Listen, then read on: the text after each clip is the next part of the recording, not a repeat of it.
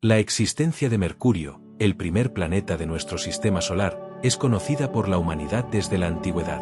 Este cuerpo celeste, bautizado con el nombre de un dios romano, ha sido observado durante miles de años. Lejos de estar oculto en la oscuridad, su proximidad al Sol lo baña en una luz constante y brillante, haciendo de su observación un fenómeno visible incluso sin instrumentos avanzados. Y, sin embargo, a pesar de su innegable visibilidad y su presencia constante en nuestro firmamento, Mercurio ostenta la paradójica distinción de ser el planeta terrestre menos explorado. A lo largo de toda la historia de los viajes espaciales, solo 2 sondas han logrado visitarlo, lo que plantea una interrogante fundamental: ¿por qué esta escasez de misiones? ¿Es acaso un mundo carente de interés científico o su hostilidad disuade la exploración? ¿Qué se conoce realmente sobre Mercurio en la actualidad? ¿Cuáles son sus características distintivas, su fascinante historia geológica y cómo se han desentrañado estos conocimientos? Si te interesa este tipo de contenido, puedes suscribirte para no perderte los próximos episodios. Al considerar las características físicas de Mercurio, la imagen inicial que a menudo surge es la de una gran roca solitaria flotando en el espacio, muy cerca del Sol. Si bien esta idea no es incorrecta, la realidad de Mercurio es mucho más rica e interesante de lo que la primera impresión sugiere. Su superficie, a primera vista, guarda una similitud sorprendente con la de la Luna terrestre, marcada por extensas llanuras y una profusión de cráteres, lo que indica una historia geológica mayormente inactiva durante miles de millones de años. No obstante, en algún momento de su formación, Mercurio debió ser geológicamente activo, como lo atestiguan las numerosas crestas estrechas, conocidas como escarpas lobuladas, que se extienden a lo largo de cientos de kilómetros en su superficie. Estas formaciones son resultado de la contracción global del planeta a medida que su interior se enfriaba. Más allá de su apariencia superficial, la composición interna de Mercurio es particularmente notable. Se estima que está compuesto aproximadamente en un 70% por materiales metálicos y un 30% por silicatos. Esta proporción inusualmente alta de elementos metálicos lo hace significativamente más denso de lo que su tamaño podría sugerir, siendo en realidad más metálico que rocoso en comparación con otros planetas terrestres. Como consecuencia directa de esta composición, Mercurio posee la segunda densidad más alta de todo el sistema solar, alcanzando los 5.427 gramos por centímetro cúbico, una cifra solo ligeramente inferior a la de la Tierra, que es el planeta con mayor densidad, con 5.515 gramos por centímetro cúbico. Esta alta densidad implica que, si Mercurio tuviera un tamaño comparable al de la Tierra, su gravedad superficial sería prácticamente idéntica. Sin embargo, debido a su tamaño considerablemente menor, su gravedad superficial es de apenas 3,7 metros por segundo al cuadrado. Para ponerlo en perspectiva, la gravedad superficial de Mercurio es solo ligeramente inferior a la de Marte. Considerando que Marte es un planeta de dimensiones mucho mayores, esta comparación subraya la excepcional densidad interna de Mercurio. Antes de concluir con el tema de su tamaño, cabe destacar una comparación adicional con las lunas gigantes Ganímedes y Titán. Ganímedes, la luna más grande del sistema solar y la de Júpiter, y Titán, la segunda luna más grande del sistema solar y la de Saturno, son, sorprendentemente, de mayor diámetro que Mercurio. No obstante, sus masas son considerablemente menores, reafirmando la singularidad de la densidad de Mercurio. Una de las características más distintivas y prominentes de la superficie de Mercurio es la inmensa cuenca Caloris, una gigantesca estructura de impacto con un diámetro de 1.550 kilómetros. El impacto que generó esta cuenca fue de una magnitud tal que no solo causó erupciones masivas de lava que rellenaron su interior, sino que también dejó un anillo concéntrico de montañas, algunas de más de 2 kilómetros de altura, que rodean el cráter. Como una respuesta sísmica en el planeta, en el antípoda de la cuenca Caloris, es decir, en el punto diametralmente opuesto del planeta, se encuentra una vasta región de terreno inusualmente montañoso y caótico, conocida como el terreno extraño. Su nombre es autoexplicativo al comparar su apariencia irregular y desordenada con el resto de la superficie mercuriana, que es más uniforme. La superficie de Mercurio presenta variaciones de temperatura extremas y marcadas. Las temperaturas pueden oscilar drásticamente, desde los menos 173 grados en el lado nocturno y en las regiones polares, hasta superar los 430 grados en el punto subsolar, la región directamente expuesta al Sol. Estas fluctuaciones se deben a 2 factores principales: su órbita y rotación únicas, y la casi total ausencia de una atmósfera significativa que modere el calor. Debido a su reducido tamaño y la intensa radiación solar, la gravedad de Mercurio es insuficiente para retener una atmósfera densa durante largos periodos. La ausencia de esta capa aislante significa que el calor recibido del Sol no puede ser retenido ni distribuido, lo que provoca que el lado oscuro del planeta sea extraordinariamente frío en contraste con el lado diurno, que se calienta rápidamente bajo la intensa radiación solar. A pesar de no tener una atmósfera densa en el sentido terrestre, Mercurio posee una exosfera. Esta se define como un volumen extremadamente tenue de gases y partículas que rodean el planeta, donde las moléculas están ligadas gravitacionalmente al planeta, pero su densidad es tan baja que las moléculas rara vez colisionan entre sí, impidiendo que se comporten como un gas cohesionado. Cuando el viento solar, un flujo constante de partículas cargadas del Sol, impacta el planeta, arranca ciertos átomos de esta exosfera. Lo que queda es un rastro de estos átomos que se extiende hacia el espacio, formando una cola planetaria. Este fenómeno se observa, en cierta medida, alrededor de otros cuerpos celestes, incluida la Tierra, cuya exosfera comienza a unos 600 kilómetros de altitud, marcando la transición entre la atmósfera y el espacio. En el caso de Mercurio, esta exosfera no es en absoluto estable.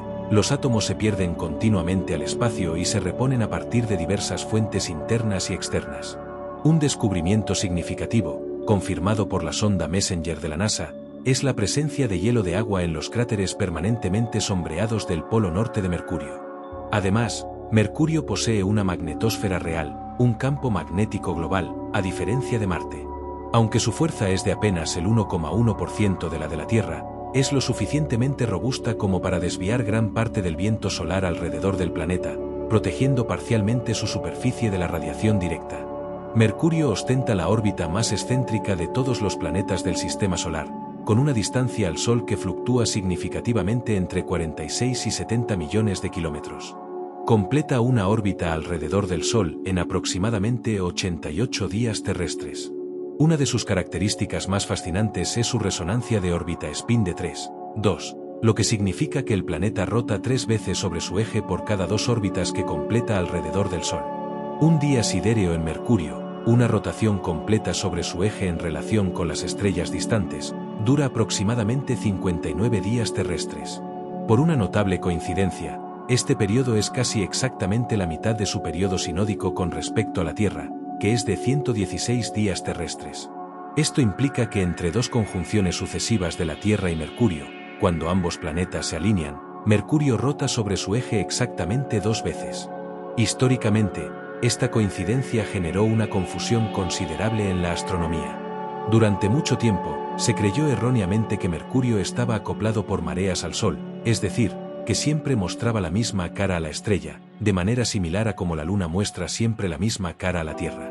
Esta creencia se originó porque, debido a su órbita cercana al Sol, la observación de Mercurio desde la Tierra es compleja y solo es posible durante breves ventanas de oportunidad. Cuando el planeta se ponía en un ángulo de visión favorable, los astrónomos observaban una cara específica. Pasados 118 días, su periodo sinódico, al volver a mirar durante la siguiente alineación principal, veían la misma cara de nuevo, lo que parecía confirmar el acoplamiento mareal. Los astrónomos no se percataron de que, en ese lapso, Mercurio había rotado exactamente 2 veces sobre su eje. Este error no se corrigió hasta que las observaciones de radar del planeta, realizadas en la década de 1960, revelaron su verdadera velocidad de rotación, confirmando la resonancia 3,2. Esta resonancia orbital 3,2 tiene consecuencias notables para un hipotético observador en la superficie de Mercurio. Un día solar, el tiempo desde un amanecer hasta el siguiente, duraría 2 años mercurianos. La experiencia visual del Sol en el cielo sería única. Parecería salir relativamente rápido. Luego, a medida que se acerca el mediodía, su movimiento se ralentizaría e incluso comenzaría a retroceder brevemente antes de continuar su trayectoria hasta el atardecer.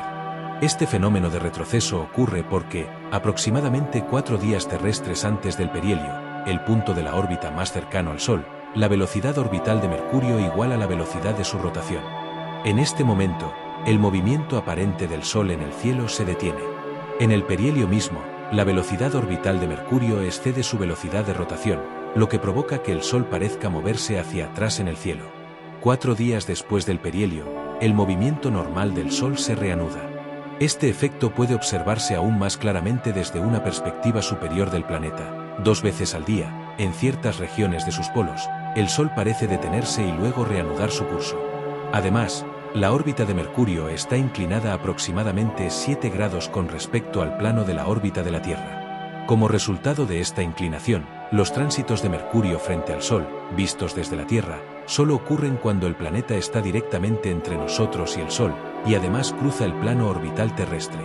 Debido a la inclinación de 7 grados, esto es un evento raro, ocurriendo aproximadamente una vez cada 7 años terrestres. Un dato adicional sobre la rotación de Mercurio es su inclinación axial, que es casi cero, con el valor más preciso medido en tan solo 0.027 grados. Esto es incluso menor que la inclinación axial de Júpiter, que es de 3.1 grados, lo que significa que Mercurio no experimenta estaciones significativas. La sonda Messenger, en 2010, capturó una notable imagen de la Tierra desde la distancia de Mercurio, donde nuestro planeta aparecía como un pequeño punto de luz. Con la excepción de los recién nacidos en ese momento, cada ser humano que habitaba la Tierra estaba incluido en esa pequeña y lejana instantánea. La historia de la exploración de Mercurio por parte de la humanidad ofrece un contexto revelador sobre los desafíos inherentes a la astronomía planetaria. Cuando la exploración espacial comenzó en serio, Venus, el vecino más cercano de la Tierra, fue el primer planeta visitado en 1962, seguido por Marte en 1965 y Júpiter en 1973. Sorprendentemente, Mercurio no recibió su primera visita hasta 1974. Este orden puede parecer peculiar si se considera que la distancia más cercana entre la Tierra y Mercurio es de aproximadamente 77 millones de kilómetros, siendo en promedio el planeta más cercano a la Tierra. En contraste, la distancia más cercana entre la Tierra y Júpiter es de 588 millones de kilómetros, casi 8 veces mayor. A pesar de esto, Júpiter ha sido visitado en múltiples ocasiones, en 1974, 2 veces en 1979, y luego en 1992, 1995, 2000 y 2007. Se han lanzado numerosas misiones a Saturno, Urano, Neptuno, cometas y asteroides, mientras que Mercurio quedó relegado sin nuevas misiones durante 3 décadas.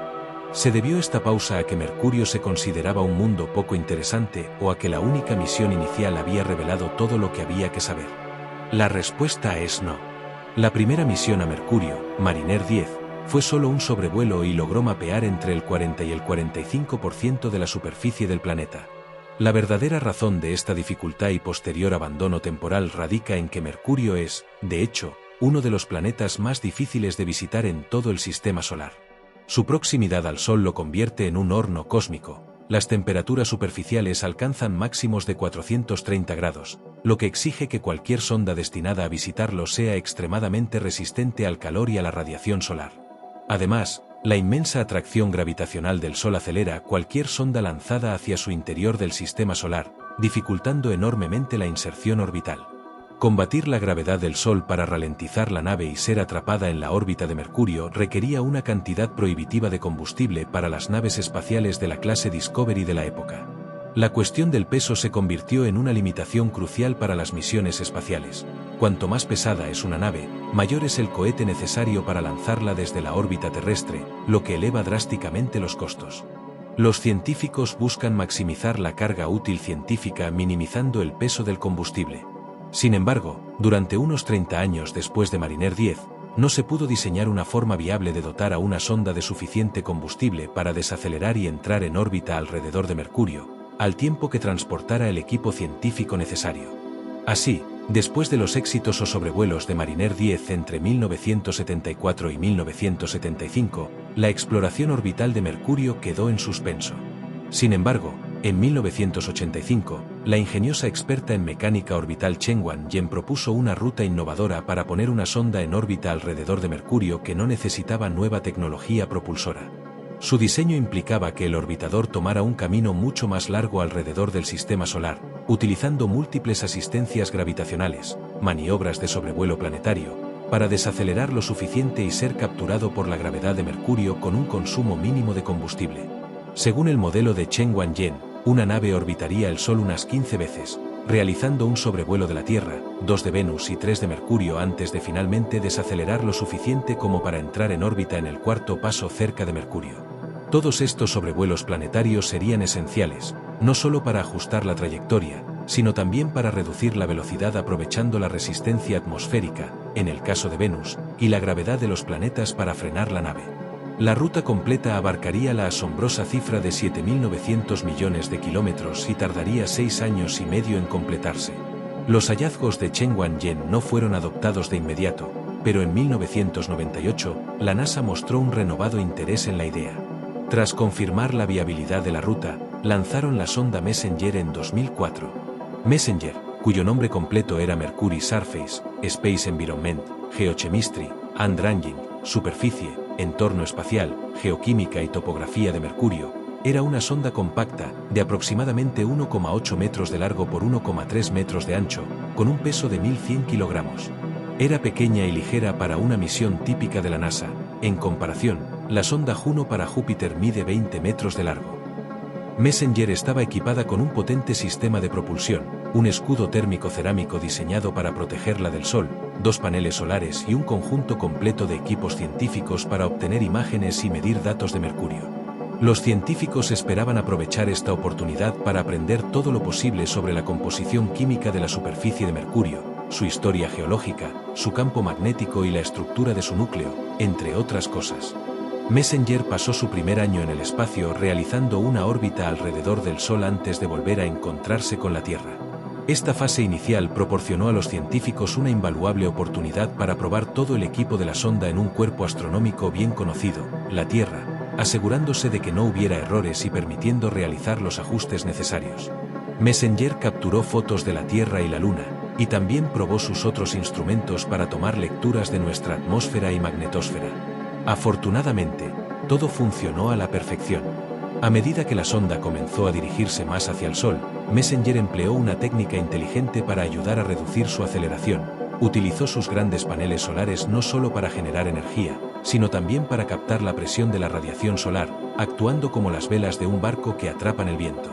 Aunque la fuerza de esta radiación solar es muy pequeña, debido a la gran duración del viaje de Messenger, su efecto acumulado fue significativo, contribuyendo a la desaceleración natural de la nave y ahorrando valioso propulsor.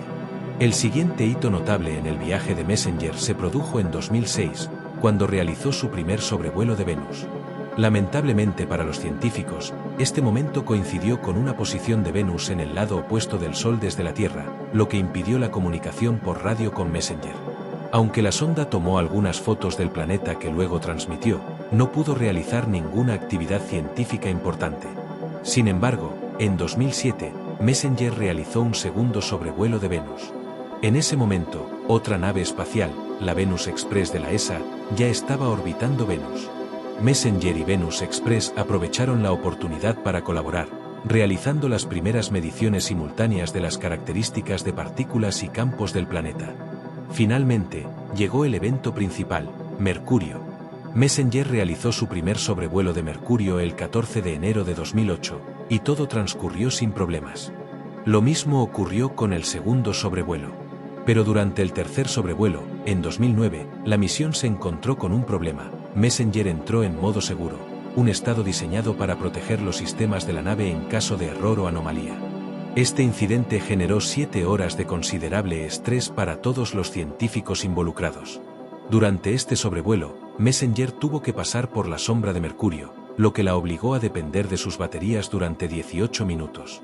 Lamentablemente, algo no estaba configurado correctamente en la sección de gestión de energía del software. Afortunadamente, la computadora de Messenger se reinició una vez que la energía de los paneles solares recargó la batería, permitiendo que la misión continuara. La sonda giró alrededor del Sol una vez más antes de finalmente lograr la inserción orbital alrededor de Mercurio el 11 de marzo de 2011. Messenger adoptó una órbita elíptica alrededor de Mercurio, alternando entre una distancia mínima de 200 kilómetros y una máxima de 15.000 kilómetros. Esta órbita se diseñó estratégicamente, ya que Mercurio actúa como una especie de espejo solar gigante, irradiando calor de vuelta al espacio. Permanecer demasiado cerca de Mercurio sería excesivamente caliente para Messenger, incluso con su escudo térmico, que estaba más orientado a protegerla de la radiación directa del Sol, 7 veces más intensa en Mercurio que en la Tierra. Por lo tanto, alejarse cada 12 horas le daba a la sonda la oportunidad de enfriarse. Messenger pasó los siguientes 4 años en órbita alrededor de Mercurio, superando con creces las esperanzas y expectativas iniciales de los científicos, ya que la misión había sido planificada originalmente para durar solo un año. Antes del lanzamiento, los científicos habían anticipado que Messenger tomaría al menos 1000 fotos a lo largo de su vida útil.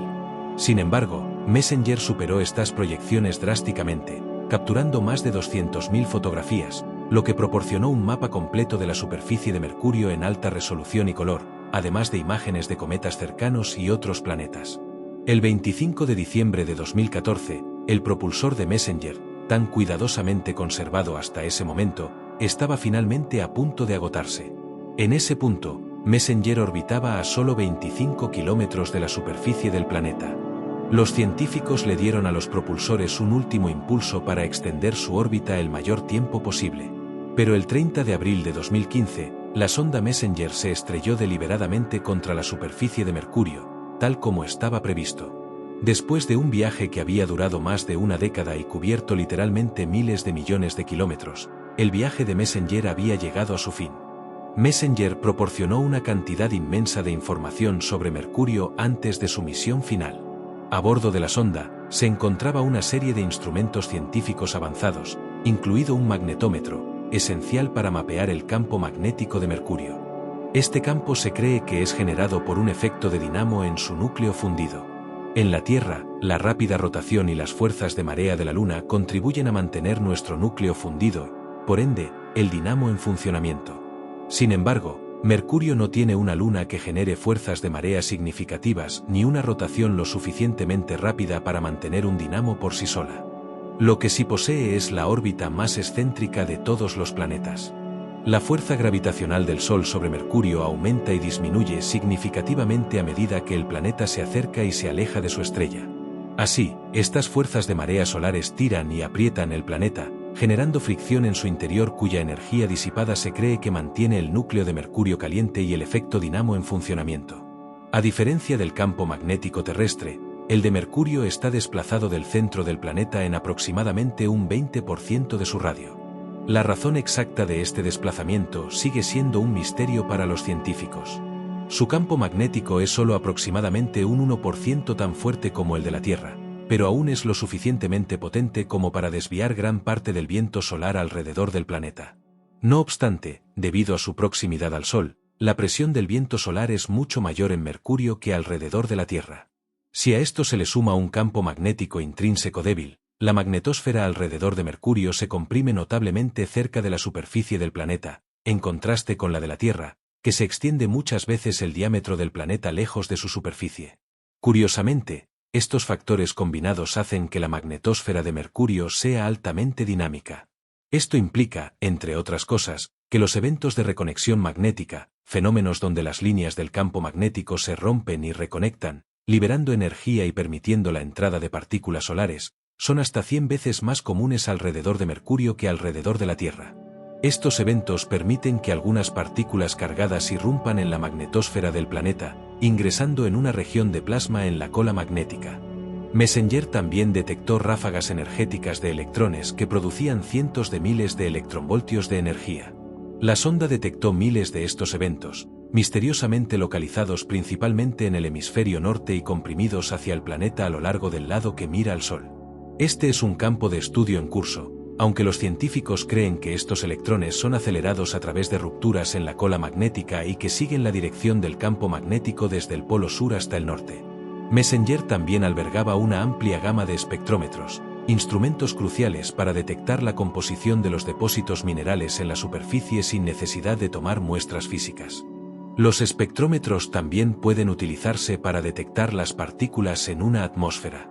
Mercurio, aunque no tiene una atmósfera densa per se, posee una exosfera extremadamente tenue, tan delgada que las partículas dentro de ella no interactúan entre sí. Sin embargo, lo que Messenger descubrió sobre la relación de esta exosfera con la superficie sorprendió a los científicos. Mercurio está cubierto de sustancias volátiles en proporciones inesperadamente altas. No es simplemente un planeta rocoso frito y carente de elementos ligeros. Parece estar cubierto de potasio, magnesio, azufre, sodio y cloro en un nivel más alto que cualquier otro planeta terrestre y mucho más alto que en nuestra Luna. El hecho de que sus proporciones de volátiles tengan más en común con Marte que con la Tierra y Venus ha refutado por completo muchas teorías de formación del sistema solar que existían antes de que Messenger llegara a Mercurio, sugiriendo que Mercurio se formó a partir de una mezcla de materiales más rica en volátiles de lo que se pensaba. Estos volátiles son bombardeados constantemente por la radiación del Sol, con mayor intensidad en el ecuador que cerca de los polos, lo que puede explicar por qué en la superficie algunas sustancias como el potasio son más abundantes en el hemisferio norte. El calor mucho más intenso en el ecuador de Mercurio provoca que gran parte del potasio se sublime y se pierda de la superficie hacia la exosfera. La exosfera, por su parte, contiene muchas de las partículas que también se encuentran en la superficie, como sodio, potasio y los otros elementos mencionados. Esta exosfera no es en absoluto estable.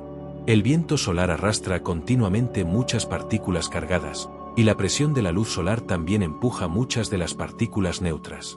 Si no fuera por los procesos que reponen continuamente la exosfera, Mercurio la perdería completamente en el espacio en un periodo de tiempo relativamente corto. Si bien la mayoría de las sustancias ciertamente provienen de la superficie del planeta a través de procesos como la sublimación o el impacto de micrometeoritos, la exosfera también contiene otros elementos como hidrógeno y helio que no se encuentran en la superficie. ¿De dónde provienen entonces? Estos elementos son transportados a Mercurio por el viento solar, ya que el Sol está compuesto predominantemente de hidrógeno y helio. Parte del viento solar queda atrapado en la exosfera y permanece allí por un tiempo, siendo, hasta donde se sabe, la única fuente importante de hidrógeno y helio en la exosfera de Mercurio. Las imágenes capturadas por Messenger han mostrado, por ejemplo, calcio, un elemento cuya abundancia en la exosfera es mucho mayor durante el amanecer del planeta que al atardecer, un proceso aún desconocido y objeto de investigación, y magnesio fluyendo desde el lado nocturno del planeta. De hecho, la cola de Mercurio, compuesta por iones de sodio que se iluminan a medida que se alejan del planeta, ha sido un fenómeno conocido desde hace tiempo, haciendo que Mercurio se asemeje a un cometa. Increíblemente, si un observador se situara en el cielo nocturno de Mercurio, vería un tenue resplandor amarillo, que recuerda las luces de una ciudad terrestre. Esta cola es estacional, influenciada por la órbita excéntrica de Mercurio y sus variaciones de velocidad. La mayor emisión de sodio ocurre cuando Mercurio se encuentra a su distancia media del Sol. Otro componente curioso encontrado en la exosfera de Mercurio, que no era esperado por los científicos, fue el vapor de agua. Este vapor podría provenir de las colas de cometas al pasar cerca del planeta, o más probablemente, de los depósitos de hielo de agua que la sonda Messenger detectó alrededor de los polos del planeta. Sorprendentemente, el hielo de agua puede existir en este planeta abrasado, pero solo en el fondo de cráteres permanentemente sombreados, protegidos perpetuamente de la interacción directa con los rayos de luz del Sol. El radiotelescopio terrestre de Arecibo ya había detectado regiones altamente reflectantes alrededor de los polos, y las imágenes de Messenger confirmaron que estas regiones coincidían con zonas de sombra permanente en el fondo de grandes cráteres. Las estimaciones sitúan la cantidad de hielo de agua encontrada en Mercurio en 1 cuatrillón de kilogramos. Aunque esta cantidad no es enorme para los estándares terrestres, representaría un impulso significativo para cualquier futura colonia humana en Mercurio, al tener una fuente de agua accesible. Además del hielo de agua, se encontraron otras características sorprendentes en la superficie de Mercurio, específicamente los huecos, halos, dispersos por diversas regiones. Esta es una característica única de Mercurio, y aunque su causa no se comprende completamente, se postula que podrían ser sustancias volátiles que se subliman directamente en el vacío, un proceso que solo sería posible debido a la extrema proximidad de Mercurio al Sol y la ausencia de atmósfera. Estos huecos parecen representar un proceso geológico activo, aparentemente algunas de las características más jóvenes del planeta, y no son el resultado de impactos de meteoritos. La superficie de Mercurio muestra mucho más, antiguos flujos de lava solidificados que atestiguan un pasado volcánico más activo, evidencia de actividad volcánica que formó llanuras y regiones elevadas, y cráteres de impactos masivos de asteroides que generaron un calor tan intenso que fundieron la superficie localmente. Y, de manera sorprendente, presenta finas cicatrices o escarpas que son evidencia de su enfriamiento y contracción gradual. Estas escarpas indican que Mercurio se ha contraído en más de 14 kilómetros de diámetro desde su formación, mucho más de lo esperado inicialmente por los modelos científicos, lo que sugiere un enfriamiento y una actividad tectónica interna más significativos de lo que se predijo. Todos estos hallazgos han entusiasmado enormemente a la comunidad científica. Sin embargo, A pesar de que apenas se conocería algo sobre Mercurio si no fuera por la misión Messenger, de alguna manera esta misión no ha captado tanta notoriedad entre el público general. Quizás la misión Bepi-Colombo, una iniciativa conjunta de la ESA y JAXA que ya está en camino a Mercurio y llegará en 2025, logre capturar mejor la imaginación del público al ofrecer nuevas perspectivas y descubrimientos. Retomando la cuestión de cómo era el planeta en sus primeras etapas, se hace necesario plantear una pregunta importante. ¿Qué sucede cuando un planeta se derrite? Para Mercurio, esta no es una pregunta ociosa. A riesgo de subestimar su hostilidad, Mercurio es un planeta extraordinariamente caliente. Con temperaturas diurnas que alcanzan los increíbles 430 grados Celsius, equiparables al calor de algunos fuegos de leña o al punto de fusión del plomo, las rocas y el polvo de la superficie mercuriana se cuecen bajo un calor abrasador que los empuja hasta sus límites de resistencia.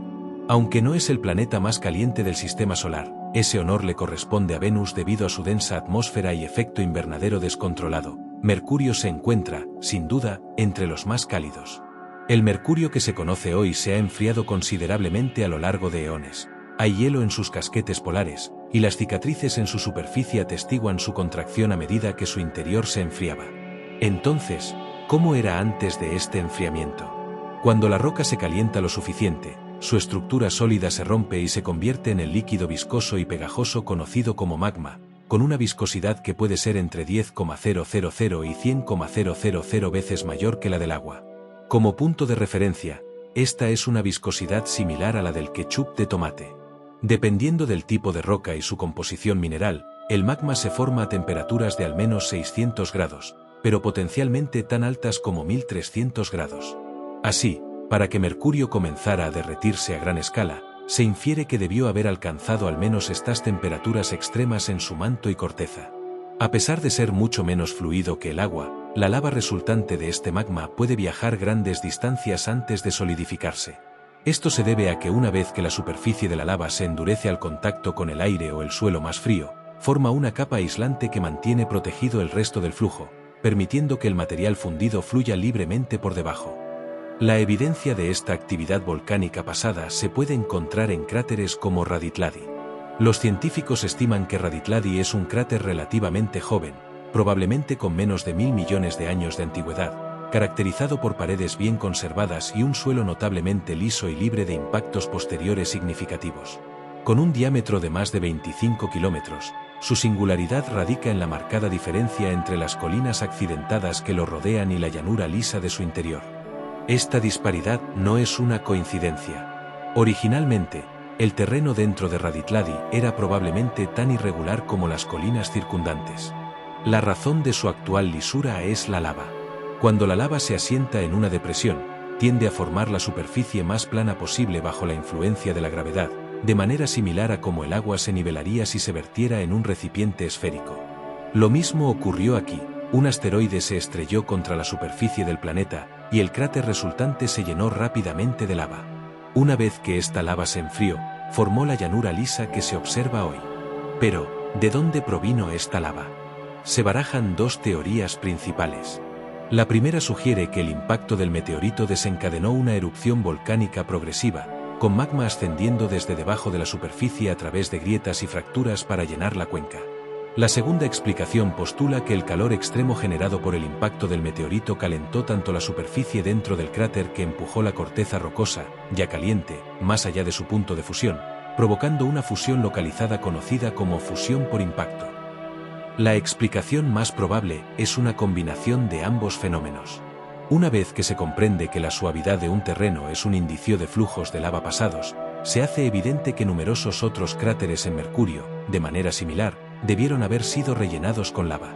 Cráteres como Rustaveli, donde se aprecian las crestas de montañas asomando a través de una suave capa de lava solidificada, o Kouplen, o el notable Rajmáninov, ofrecen claras evidencias. Rajmáninov es particularmente interesante por sus claros indicadores de lava burbujeando desde debajo de la superficie hacia el centro del cráter, formando extrañas grietas arrugadas que delinean un círculo irregular dentro de su cuenca central. Tales cráteres con grietas arrugadas son una señal distintiva de un derrame más lento de magma que empujó desde debajo de la superficie, rompiendo la capa superior solidificada, luego empujando hacia arriba y luego enfriándose nuevamente bajo los efectos de la temperatura fluctuante de Mercurio.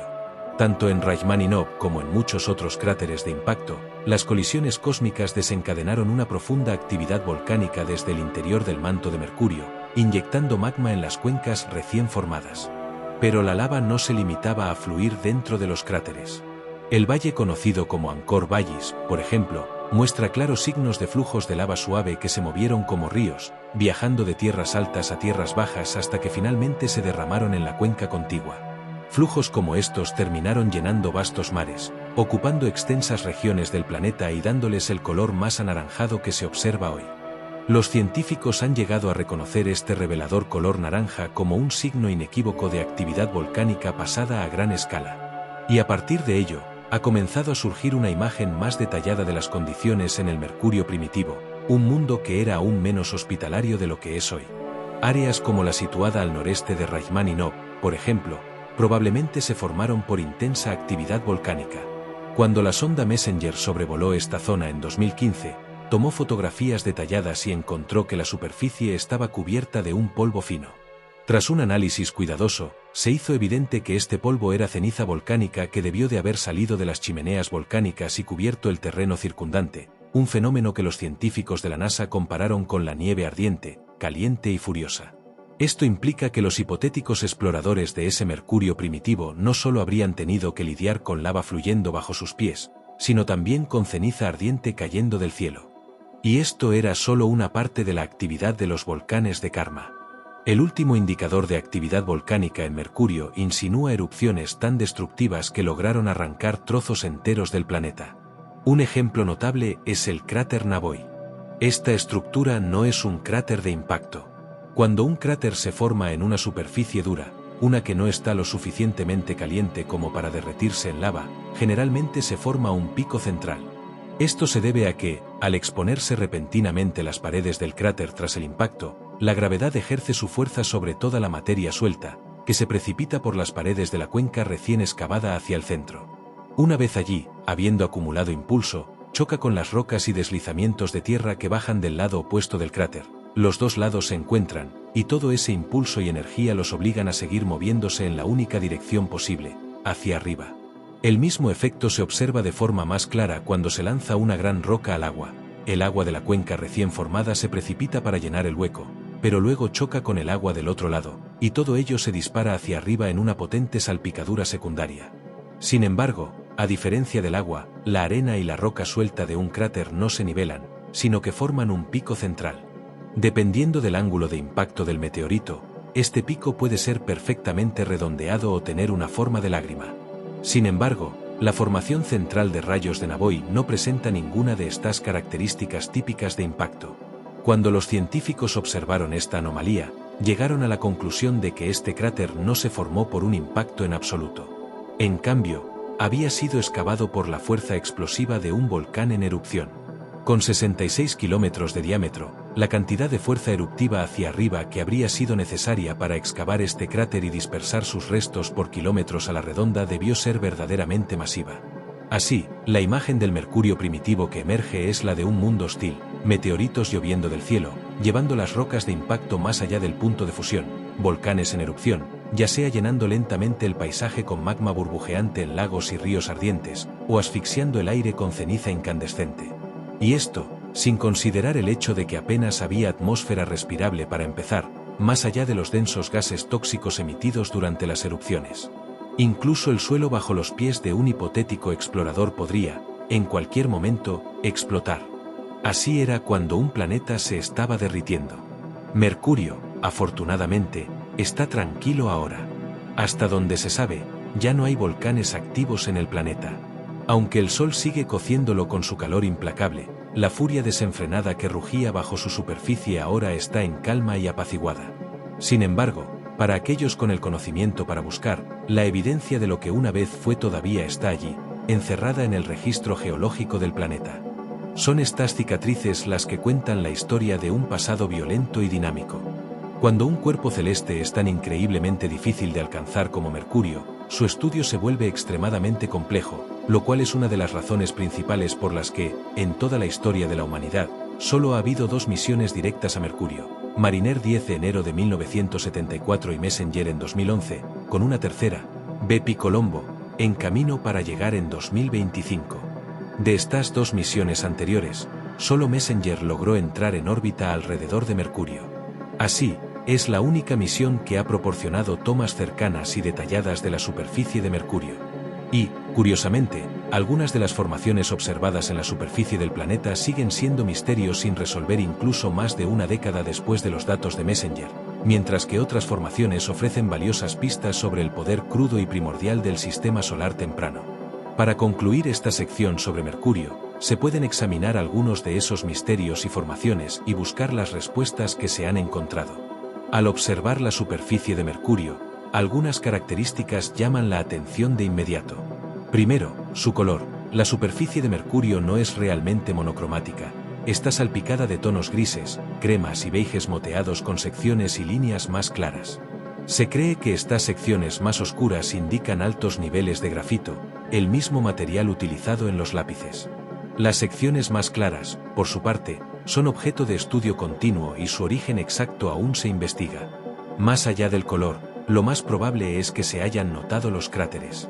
Al igual que la Luna, Mercurio está densamente cubierto de cráteres de impacto, formados por fragmentos de escombros espaciales que se estrellaron contra el planeta desprotegido, con una distribución aproximadamente uniforme en toda su superficie.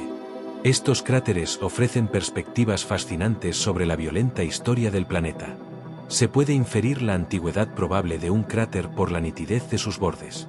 Los bordes afilados y nítidos indican cráteres probablemente mucho más recientes que los bordes más antiguos y erosionados, que han tenido más tiempo para ser suavizados por los procesos naturales que ocurren en el planeta, como la erosión por micrometeoritos o la sismicidad superficial causada por la contracción. A veces, los asteroides impactan en el mismo lugar que colisiones anteriores, creando cráteres superpuestos de diferentes edades. Es en la diferencia entre estos cráteres más antiguos y más jóvenes donde se obtiene la primera pista fascinante sobre la superficie de Mercurio. Es un lugar que, a escala astronómica, ha sido activo y fluido a lo largo de su historia.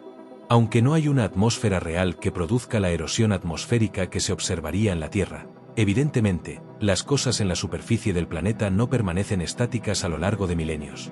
Como se mencionó anteriormente, Mercurio se está enfriando, y a medida que lo hace, su superficie se agrupa en escarpas de kilómetros de largo. Pero la superficie de Mercurio no solo se está arrugando, también se está suavizando en algunas áreas. En ciertos cráteres, existe evidencia de que se ha producido un hundimiento significativo. Por ejemplo, en un cráter específico, aproximadamente 90 grados de la pared del cráter han conservado su forma original, mientras que los 270 grados restantes se han deslizado más hacia el fondo del cráter, separándose del resto del borde por la fuerza de su propio peso. Los científicos aún no están completamente seguros de por qué esto le sucedió solo a una parte del cráter y no a todo. ¿Es el suelo particularmente duro en una esquina específica? ¿Tuvo algo que ver con el ángulo en que impactó el objeto? Son preguntas que aún esperan respuesta, y esa incertidumbre es precisamente lo que hace a Mercurio tan intrigante. Todavía hay mucho por descubrir. Aquí se presenta otro fenómeno interesante: los sistemas de rayos de cráteres. Estas líneas distintivas que irradian desde ciertos cráteres son una parte prominente de la superficie de Mercurio, y algunas se extienden a lo largo de más de 400 kilómetros. Su color más claro, en contraste con el terreno más oscuro, es una señal de que el material eyectado de debajo de la superficie de Mercurio es menos grafitoso o tiene una composición química diferente a la superficie expuesta al Sol. Durante un tiempo, los científicos no podían explicar cómo se formaban estas líneas arácnidas. Cuando intentaron recrear estos patrones en condiciones de laboratorio, probando diferentes pesos, consistencias del terreno y velocidades de impacto, no lograron reproducirlos. No importaba lo que intentaran, el material que levantaban siempre volvía a caer en un círculo consistente, no en finas líneas de telaraña. Los científicos se devanaron los sesos durante años hasta que el misterio fue resuelto en 2018. Un científico, Tapan Sabhuwala, descubrió que un grupo de estudiantes había logrado recrear el patrón de líneas arácnidas de los rayos de cráter. Sabhuwala se sintió emocionado pero también confundido. ¿Por qué estos estudiantes habían logrado lo que otros científicos no? Curiosamente, se dio cuenta de que este era un ejemplo de que los científicos habían sido demasiado limpios en sus experimentos.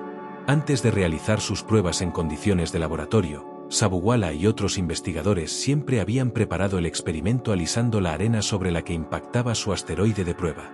Los estudiantes, en cambio, no habían realizado este paso, dejando la superficie de prueba rugosa. Esto tuvo sentido en retrospectiva, ya que imitaba más de cerca el terreno accidentado y natural de la superficie de un planeta. Y, como resultado, esta fue la clave para comprender cómo se formaron estos rayos. Los rayos de cráter, al parecer, no dependen de la velocidad del impacto, el ángulo o la composición de la corteza. Su formación solo está influenciada por la forma de la superficie y su rugosidad. Saber cómo se forman estas líneas abre los ojos a la inmensa escala de algunos de los impactos que han golpeado Mercurio en su pasado. Los sistemas de rayos de 400 kilómetros mencionados anteriormente eran solo los más pequeños. Por ejemplo, el sistema de rayos que se origina en el cráter conocido como Hokusai debió ser creado por un impacto de magnitud increíble, ya que sus líneas se extienden casi por completo alrededor de la superficie de Mercurio, cuya circunferencia es de 15,000 kilómetros. Y aunque no es tan grande, el sistema de rayos del cráter Dusi cubre más de 1,000 kilómetros. Si bien la Luna también posee sistemas de rayos, suelen ser de menor escala. De hecho, uno de los principales aspectos visuales distintivos de Mercurio son estos gigantescos sistemas de rayos, lo que indica que uno de los procesos formativos clave de su superficie es el bombardeo por impactos extraordinariamente poderosos. Dado que el Sol está tan cerca, los objetos atrapados en esta intensa atracción gravitacional chocarían contra Mercurio con mucha más fuerza de la que la propia gravedad de Mercurio podría imprimirles. La atracción gravitacional de Mercurio es tan débil en comparación con la del Sol que normalmente no puede capturar objetos para que se conviertan en lunas. En cambio, estos objetos son arrastrados por la órbita solar o impactan directamente. Esta es, de hecho, una de las razones por las que visitar Mercurio es tan difícil para las naves espaciales. No obstante, esto no significa que Mercurio no pueda evitar que un objeto así llegue al Sol, simplemente tiene que interponerse en su camino. Sin embargo, las explicaciones de impacto y vulcanismo no pueden dar cuenta de una última formación particular. Al observar uno de los cráteres más fascinantes de Mercurio, Apollodorus, y su circundante Panthien Fossae, a primera vista podría parecer que no hay nada inusual en el cráter Apollodorus en sí. No obstante, las fracturas que parten del centro, y las fracturas radiales circundantes, tienen un extraño parecido con el vidrio fracturado. El vidrio se fractura de esta manera debido a sus cualidades duras pero quebradizas. La mayoría de los otros cráteres en Mercurio no siguen este patrón. La corteza mercuriana tiende a pulverizarse en sistemas de rayos o a formar cráteres perfectamente redondos, lo que concuerda con una composición de material más suelta, ya que la arena no se fractura al ser golpeada. Además, esta peculiar fractura no se observa en ninguna otra parte del planeta. Por lo tanto, algo inusual está ocurriendo claramente aquí. ¿Estaba la superficie de Mercurio particularmente fría y dura cuando ocurrió este impacto, lo que la hacía más quebradiza? Las noches de Mercurio pueden alcanzar temperaturas tan bajas como menos 180 grados. Pero si ese fuera el caso, ¿por qué este patrón de fracturas no ha sucedido en otros lugares? Aproximadamente la mitad de los impactos deberían ocurrir en el lado nocturno de Mercurio. Cuando se observa más de cerca a Apollodorus, el cráter que se podría asumir como la causa de las fracturas, se nota algo aún más extraño. Apollodorus no es exactamente el epicentro de las fracturas. Aunque está bastante cerca, su ubicación no coincide perfectamente con el centro geométrico del patrón. Esto podría sugerir que Apollodorus y las fracturas arácnidas de Panthien Fossae son en realidad fenómenos independientes. Lo que sea que causó este fenómeno pudo haber ocurrido, solo para ser golpeado más tarde por un asteroide cerca de su epicentro, pero no directamente sobre él. Pero si esto es así, ¿qué causó Panthien Fossae? Lo intrigante es que, hasta ahora, se desconoce. Evidentemente, algo creó esta forma de vidrio fracturado pero no dejó un cráter de impacto evidente. ¿Podría eso implicar que es el resultado no de algo que lo golpeó desde arriba, sino de algo que empujó desde abajo? Quizás esto sea el resultado de una inmensa actividad volcánica que de repente ejerció presión y agrietó la corteza desde el interior. Esta es solo una suposición científica en el debate. Aún quedan muchos misterios por descubrir en la superficie de Mercurio y muchas otras ideas fascinantes por obtener a medida que la ciencia avanza. Cuando la misión Bepicolombo de la ESA y JAXA llegue a Mercurio en 2025, comenzará otro extenso estudio del planeta, y quizás entonces se obtengan algunas de las respuestas a estas incógnitas. Bepi Colombo investigará a fondo las características de la magnetosfera y la exosfera de Mercurio, y proporcionará una visión más clara de su geología y composición interna. Pero hasta entonces, los científicos seguirán analizando los datos ya disponibles. Por ahora, Mercurio persiste, horneado en su horno solar. Ha sobrevivido allí durante miles de millones de años y probablemente seguirá existiendo durante muchos millones más, a pesar de todo lo que el Sol y el Sistema Solar puedan arrojarle. Las condiciones infernales de su entorno lo convierten en un desafío extremo para alcanzar y estudiar, lo que explica la escasez de misiones. Pero no se puede negar su resiliencia, evidenciada en su belleza carbonizada y craterizada. Quizás algún día se sabrá todo lo que hay que saber sobre el primero de los planetas del Sistema Solar. Pero ese día aún no ha llegado. A pesar de ser el planeta más iluminado del Sistema Solar gracias a su ubicación, todavía hay mucha luz que arrojar sobre Mercurio. Venus se presenta como un planeta de una belleza y elegancia singulares, aparentemente muy tranquilo y casi sereno en su superficie, envuelto en una suave capa de nubes que, desde la distancia, le confieren una apariencia etérea y apacible. Desde la perspectiva de un observador distante, resulta evidente porque este planeta lleva el nombre de Venus, la diosa romana del amor. Sin embargo, al penetrar bajo esa etérea capa de nubes, se revela una realidad completamente opuesta. En su superficie, se encontrarían temperaturas abrasadoras, un vulcanismo extremo y una atmósfera tan aplastante que pocos lugares en nuestro sistema solar son más mortíferos. Su ambiente, saturado de ácido, hace que cualquier intento de visita sea una empresa casi imposible. Ante este panorama, surge la pregunta: ¿qué se conoce realmente sobre este planeta a la vez hermoso e infernal? La cantidad de conocimiento acumulado es, de hecho, mucho mayor de lo que cabría esperar. Este es un viaje en materia oscura donde se profundizará en lo que hace que este planeta sea único en nuestro sistema solar. Prepárese para descubrir todo lo que se desea saber sobre Venus. Para empezar, es útil ubicar este planeta en el contexto de nuestro sistema solar. Venus es el segundo planeta desde el Sol y es, en ocasiones, el vecino planetario más cercano a la Tierra.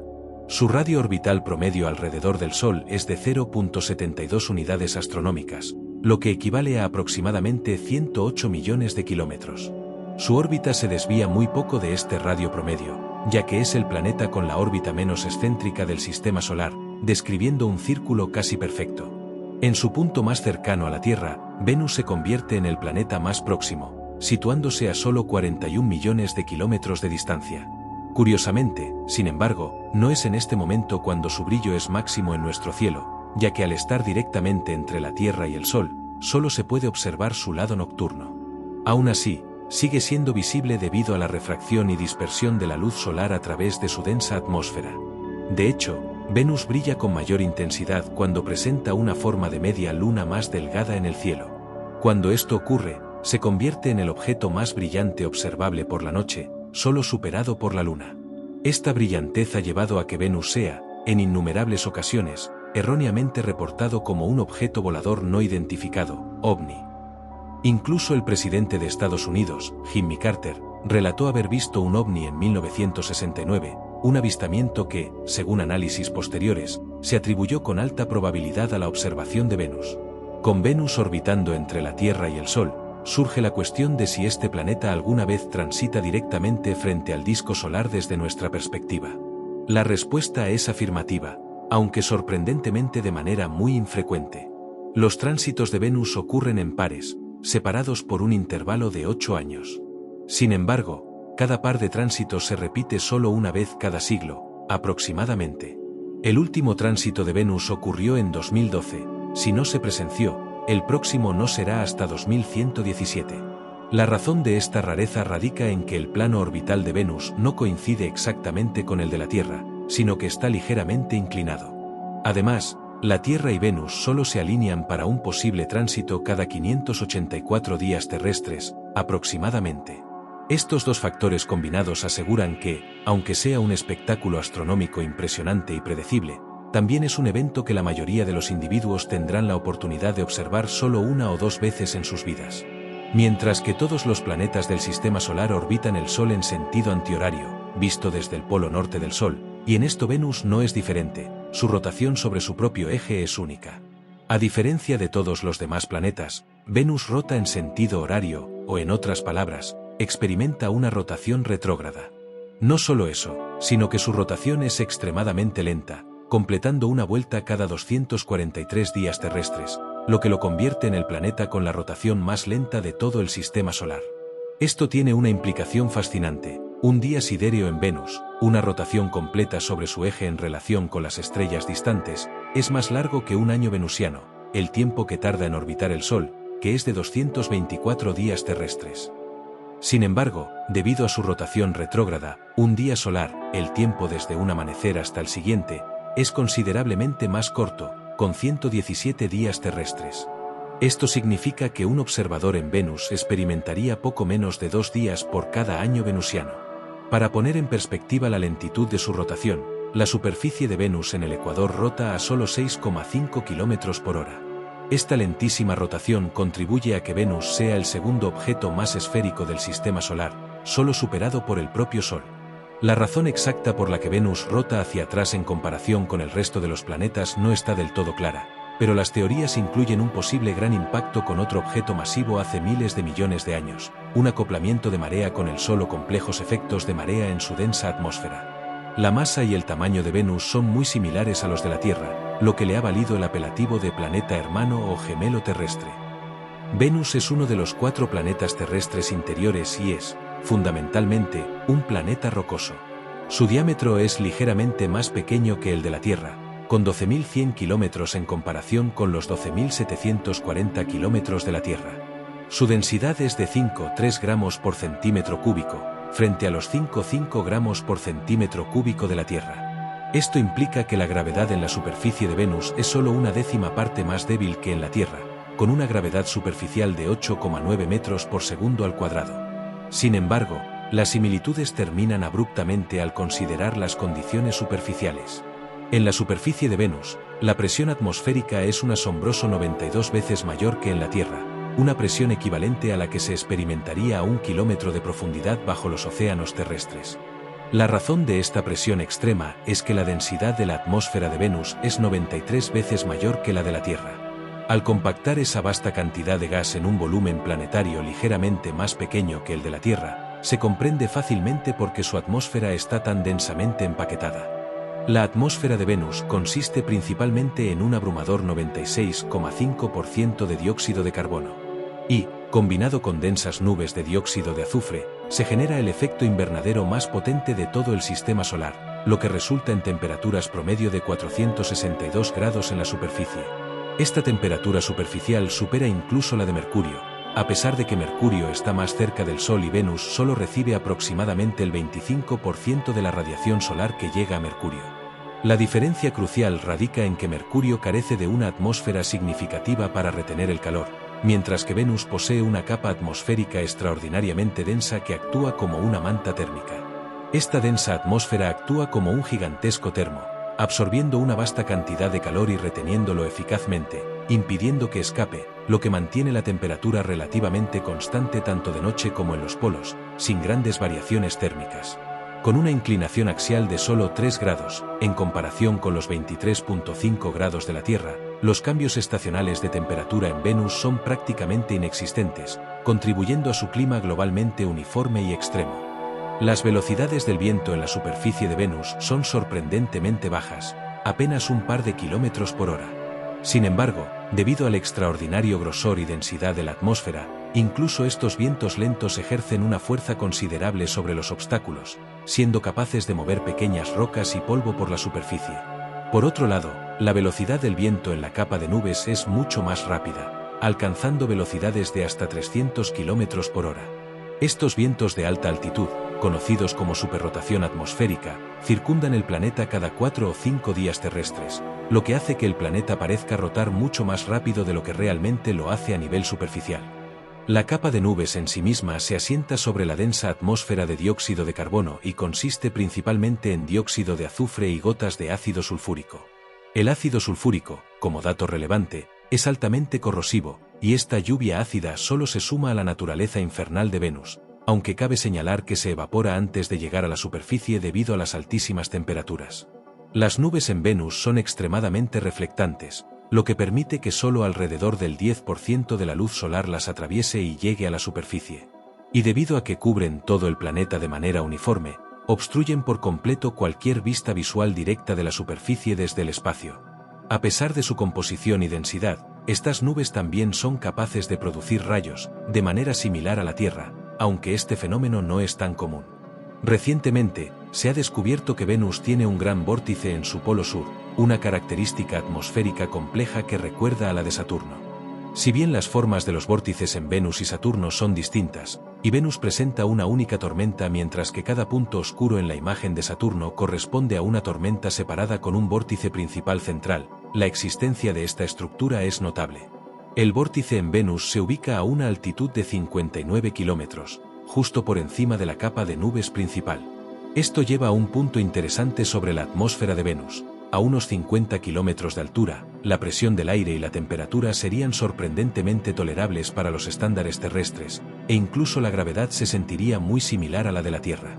El único problema para un ser humano en esa altitud sería la composición química del aire, predominantemente dióxido de carbono, que es tóxico. Sin embargo, con una aeronave hermética o un hábitat flotante, las condiciones en esa capa atmosférica superior de Venus serían notablemente parecidas a las de la Tierra. A pesar de las condiciones infernales en la superficie, se poseen fotografías reales de la superficie de Venus gracias a los esfuerzos pioneros de las misiones soviéticas Venera en las décadas de 1960 a 1980. La sonda Venera 7, lanzada en 1970, fue la primera en lograr un aterrizaje exitoso en otro planeta y transmitir datos. Intentos anteriores habían resultado en la pérdida de señal de las sondas antes de alcanzar la superficie debido a las condiciones extremas. La Venera 7, aunque probablemente sufrió daños al impactar debido a la presión, logró enviar una lectura de temperatura superficial de 475 grados. La misión Venera 8, posterior, confirmó que en la superficie la visibilidad era sorprendentemente clara, con un rango de aproximadamente 1 kilómetro, dado que las capas de nubes terminan a una altitud considerable. Esto indicaba que la superficie era apta para la captura de imágenes en futuras misiones. La Venera 9 transmitió la primera imagen de la superficie de Venus, y posteriormente, las misiones Venera 10, 13 y 14, a lo largo de 6 años, enviaron más imágenes, esta vez en color, junto con una gran cantidad de datos sobre las condiciones del planeta. Desde entonces, una serie de sondas han utilizado tecnología de radar para mapear la superficie de Venus. Esta tecnología permite ver a través de la densa capa de nubes y obtener imágenes de la superficie con una alta definición. La Unión Soviética inició el mapeo de radar de Venus con las misiones Venera 15 y 16 de enero de 1983, produciendo imágenes con una resolución de 1 a 2 kilómetros.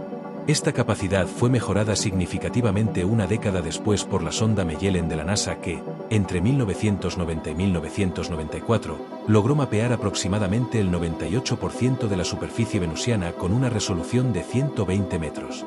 Las imágenes generadas a partir de estos datos de radar son verdaderamente espectaculares, revelando una colosal actividad volcánica, una gran cantidad de cráteres de impacto y una superficie que, geológicamente hablando, es relativamente joven, posiblemente como consecuencia de un evento volcánico global masivo que resultó en flujos de lava de vastas proporciones. La imagen compuesta de la superficie, creada a partir de datos de las misiones Venera, Pioneer y Magellan, muestra detalles impresionantes, desde volcanes hasta valles, cráteres y abismos, con un claro relieve. La notable utilidad de las imágenes de radar para penetrar las nubes y revelar la topografía de Venus ha impulsado enormemente el conocimiento sobre el planeta, desvelando una belleza oculta verdaderamente notable. La superficie de Venus está salpicada de numerosos volcanes grandes, aunque no todos están necesariamente activos en la actualidad.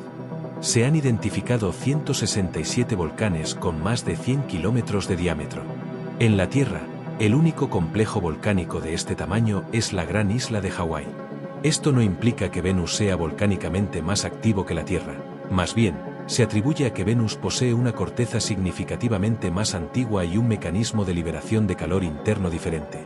La Tierra cuenta con placas tectónicas que liberan el calor interno del planeta y renuevan su superficie con bastante regularidad, a escala geológica, lo que significa cada 100 millones de años aproximadamente.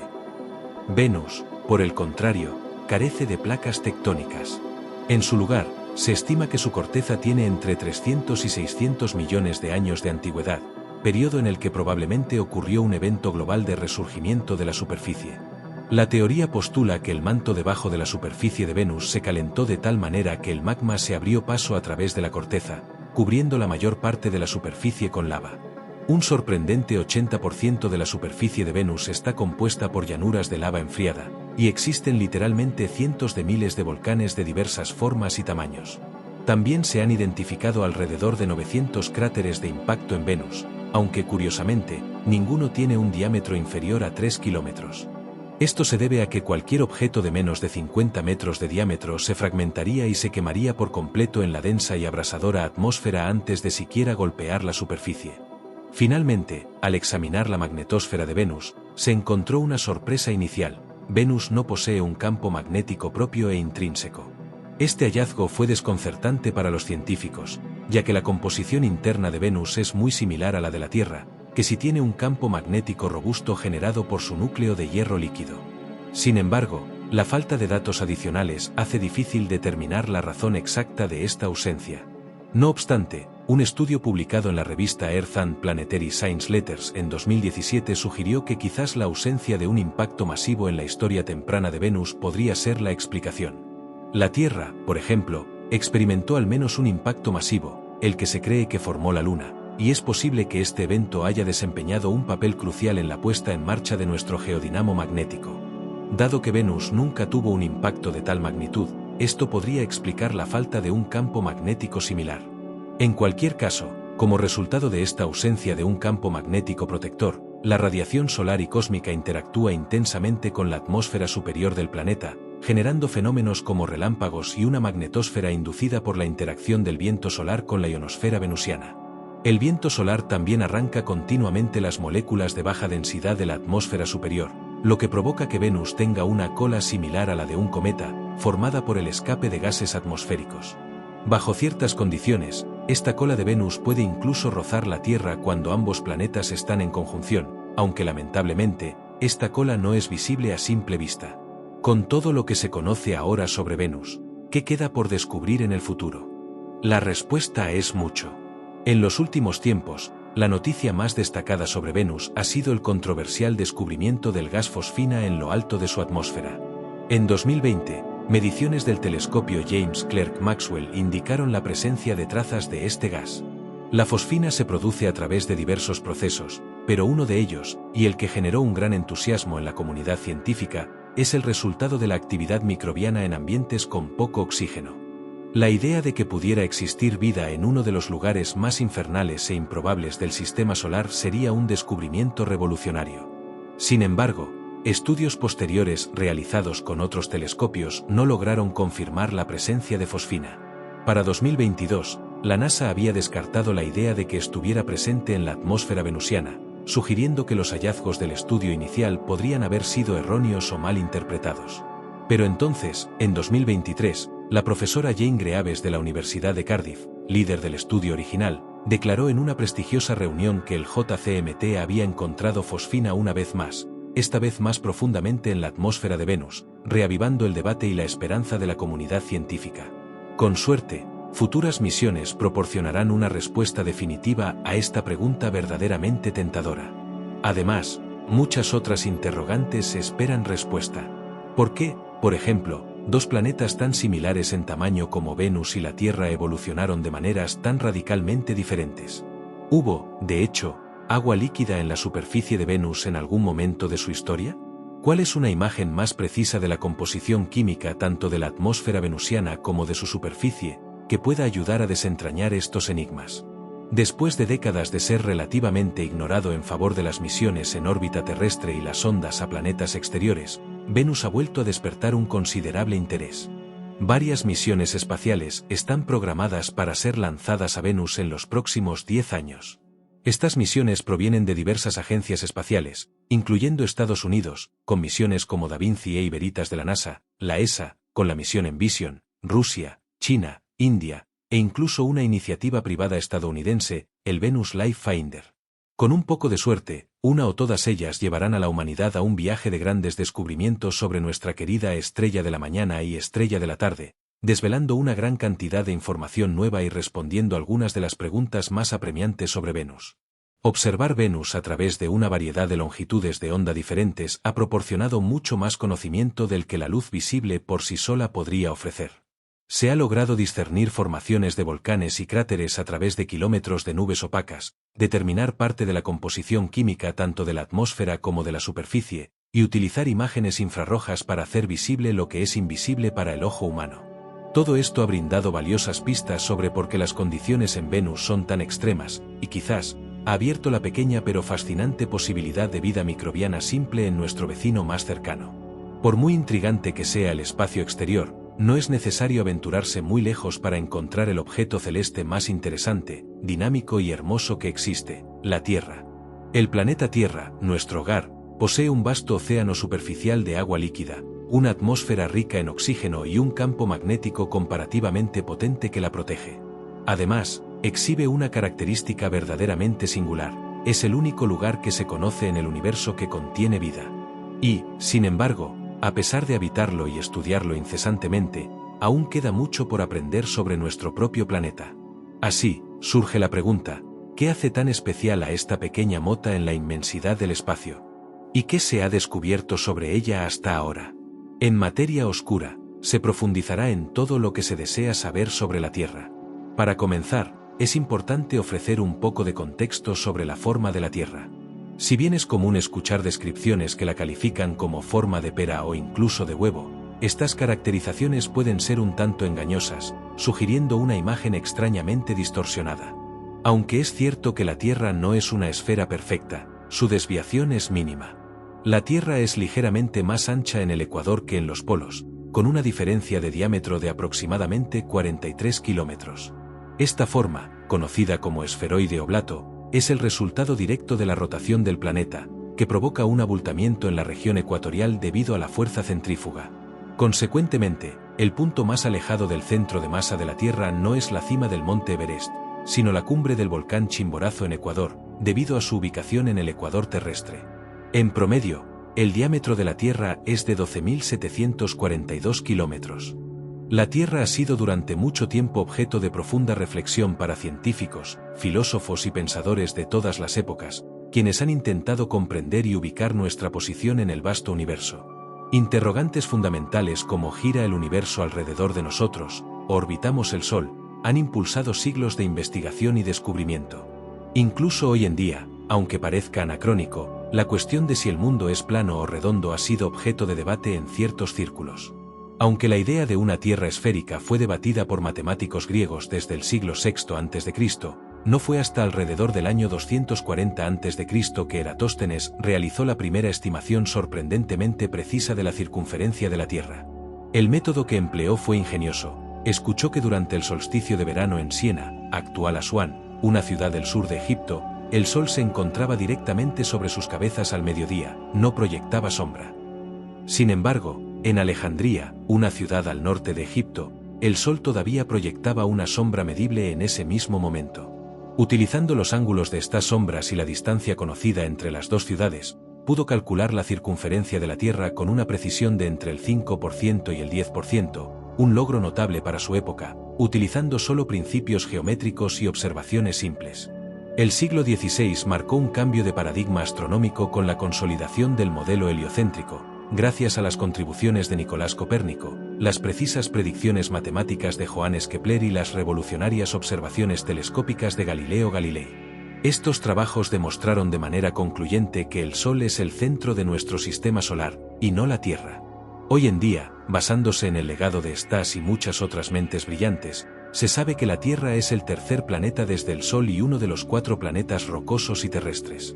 La Tierra orbita el Sol a una distancia promedio de 150 millones de kilómetros, oscilando entre 147 millones de kilómetros en su punto más cercano, perihelio, y 152 millones de kilómetros cuando está más lejos, afelio. Tarda aproximadamente un año en completar una órbita, lo cual no es sorprendente. Sin embargo, nuestro método de mantener el tiempo, particularmente en calendarios, puede no ser tan exacto como se podría pensar. Por ejemplo, la Tierra tarda en realidad 365.25 días en orbitar el Sol una vez, por lo que cada 4 años se añade un día extra al mes de febrero, un año bisiesto, para compensar ese cuarto de día adicional acumulado. De manera similar, se asume que un mes coincide con una órbita de la Luna alrededor de la Tierra, y de hecho, las palabras mes y luna están etimológicamente relacionadas. No obstante, la Luna tarda aproximadamente 27.3 días en orbitar la Tierra una vez, y nuestros calendarios actuales no reflejan esta duración precisa. Sería complicado ajustar meses de esa duración en un año de 365 días sin que quedaran días desordenados en el calendario, una complejidad que los creadores de calendarios a lo largo de la historia han evitado en favor de la regularidad. De manera análoga a la inexactitud de nuestros años calendáricos, nuestros días tampoco son exactamente de 24 horas. Un día sidéreo en la Tierra, que se define como la rotación de 360 grados del planeta con respecto a las estrellas fijas en el cielo, es de aproximadamente 23 horas y 56 minutos. ¿A dónde van esos 4 minutos adicionales cada día? La respuesta es que, en la práctica, no se utiliza un día sidéreo para medir el tiempo cotidiano. En su lugar, se usa un día solar, definido como el tiempo que tarda el Sol en dar un círculo completo en el cielo y regresar al mismo punto que el día anterior. La diferencia entre un día sidéreo y un día solar radica en que la Tierra no está estacionaria en su órbita. A medida que orbita el Sol, se mueve ligeramente hacia adelante en su trayectoria diaria en comparación con el día anterior, lo que cambia los ángulos relativos al Sol. Para que el Sol vuelva a estar exactamente sobre la cabeza del observador cada día, se necesitan esos 4 minutos extra de rotación, lo que nos da nuestros días exactos de 24 horas. La cuestión se complica aún más si se profundiza en ello, ya que debido a la órbita ligeramente elíptica de la Tierra y su inclinación axial, los días solares verdaderos, la duración real entre 2 mediodías solares sucesivos, pueden variar hasta 30 segundos a lo largo del año. Para contrarrestar estas variaciones y mantener una medida uniforme, se utilizan los días solares medios, que promedian todas estas fluctuaciones a lo largo del año. Además, el arrastre de marea gravitacional ejercido por la Luna sobre la Tierra está ralentizando gradualmente la rotación de nuestro planeta, haciendo que nuestros días se vuelvan más largos en aproximadamente 2 milisegundos por siglo. Aunque esta diferencia es mínima en la escala humana, los modelos paleoclimáticos muestran que hace 500 millones de años, los días terrestres duraban menos de 22 horas y el año contenía alrededor de 400 días. Con todos estos factores combinados, la tarea de mantener el tiempo de manera precisa y coherente es considerablemente más compleja de lo que se podría haber pensado inicialmente. La rotación de la Tierra puede observarse de manera impresionante desde el suelo a través de timelapses nocturnos, con el campo fijo de estrellas pareciendo moverse lentamente a través de nuestra vista. El eje exacto de rotación del planeta se puede visualizar desde los puntos alrededor de los cuales las estrellas aparentemente giran en el cielo. La órbita de la Tierra alrededor del Sol, combinada con su inclinación axial, significa que a lo largo del año la posición aparente del Sol en el cielo a la misma hora cada día será diferente. Esto se puede ilustrar mediante un analema, una fotografía compuesta por múltiples tomas del Sol tomadas a la misma hora del día a lo largo de un año. Como se puede observar, el Sol traza una forma de 8 a lo largo del año en el cielo. El movimiento de norte a sur se debe a la inclinación axial de la Tierra a medida que orbita, un fenómeno que se nota claramente con el cambio de estaciones, con el Sol más alto en el cielo en verano que en invierno. La variación de este a oeste se debe a la excentricidad orbital de la Tierra combinada con un concepto llamado ecuación del tiempo, que encapsula las variaciones entre un día sidéreo, un día solar verdadero y un día solar medio. Esta representación gráfica del analema muestra los efectos combinados de las ecuaciones del tiempo, la inclinación axial de la Tierra y su excentricidad orbital. Si se tomara un analema en otro planeta, la forma resultante sería diferente para cada uno, reflejando las particularidades de sus días, órbitas e inclinaciones axiales.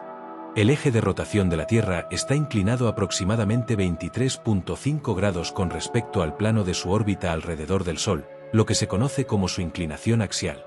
Esta inclinación es precisamente lo que confiere a la Tierra sus variadas y distintivas estaciones. Curiosamente, los cambios de temperatura entre las estaciones no se deben principalmente a una mayor proximidad de un punto de la Tierra al Sol durante el verano de ese hemisferio, sino a la cantidad de luz solar que incide directamente en esa región y al ángulo con el que lo hace. Estar unos pocos miles de kilómetros más cerca del Sol no juega un papel tan significativo en la temperatura global cuando la distancia promedio entre la Tierra y el Sol es de 150 millones de kilómetros. Si la distancia fuera el factor principal, se encontraría que el perihelio de la Tierra, el punto más cercano de su órbita al Sol, aproximadamente 147 millones de kilómetros, marcaría una diferencia enorme en la temperatura, ya que en el perihelio estamos unos 5 millones de kilómetros más cerca del Sol que en el afelio, la parte más lejana de la órbita terrestre. De hecho, el perihelio de la Tierra ocurre en enero, en pleno invierno del hemisferio norte, lo que demuestra que la distancia no es el factor determinante. Lo que realmente marca una gran diferencia en la temperatura entre estaciones es el ángulo con el que la luz solar incide sobre la superficie. Durante el verano, cuando el Sol está más alto en el cielo, sus rayos inciden de manera más directa, concentrando la energía solar sobre una superficie más pequeña. Durante el invierno, con el Sol bajo en el cielo, la misma cantidad de luz solar se extiende sobre una superficie mucho mayor, diluyendo su efecto calórico. Además, durante el verano, los días son más largos, lo que permite que más luz solar llegue a la superficie durante un periodo prolongado en comparación con el invierno. A medida que la luz solar incide en el suelo o los océanos, parte de su energía se libera como calor a la atmósfera circundante. La Tierra posee una atmósfera razonablemente densa y compacta, aunque su masa total es relativamente baja en comparación con las atmósferas de planetas como Venus o lunas como Titán. La atmósfera terrestre consiste principalmente en un 78% de nitrógeno, un 21% de oxígeno y un 1% de argón, con trazas de otros gases como el dióxido de carbono. El vapor de agua también está presente en la atmósfera, variando enormemente desde solo un 0,01% hasta un 4%, pero promediando alrededor del 1%. Es este vapor de agua el que forma las nubes en la atmósfera. El ozono también se encuentra en una capa especial de la atmósfera, conocida como la capa de ozono, situada en la estratosfera. Este ozono absorbe gran parte de la dañina radiación ultravioleta o UV del Sol, lo que protege la vida en la Tierra y le permite prosperar. Sin esta capa protectora, la Tierra sería un lugar mucho más peligroso para la mayoría de las formas de vida. La atmósfera, de hecho, sirve a la vida de múltiples maneras. Proporciona gases esenciales como oxígeno para la respiración y dióxido de carbono para la fotosíntesis, hace que los pequeños meteoritos se quemen por fricción antes de impactar la superficie, fenómeno de las estrellas fugaces, e incluso modera las temperaturas globales, reduciendo las fluctuaciones extremas. Al retener parte del calor del Sol, la atmósfera evita que la Tierra se congele.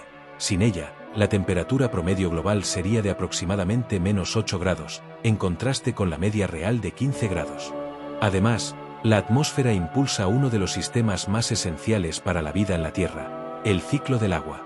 A medida que el Sol calienta la Tierra y sus océanos, el agua de la superficie se evapora y asciende hacia la atmósfera como vapor. Este vapor de agua se enfría posteriormente a medida que gana altitud, se condensa alrededor de partículas de polvo en el aire para formar nubes. De esta forma, las partículas de agua pueden viajar distancias considerables antes de finalmente caer de nuevo a la superficie en forma de precipitación, como lluvia, nieve o granizo. El agua es luego transportada de regreso a los océanos a través de ríos y corrientes, completando el ciclo hidrológico.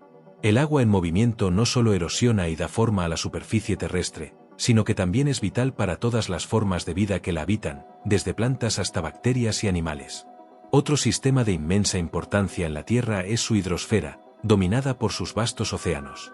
La prevalencia y diversidad de la vida en la Tierra dependen en gran medida de estos océanos, que constituyen aproximadamente 1/4.400 de la masa total del planeta.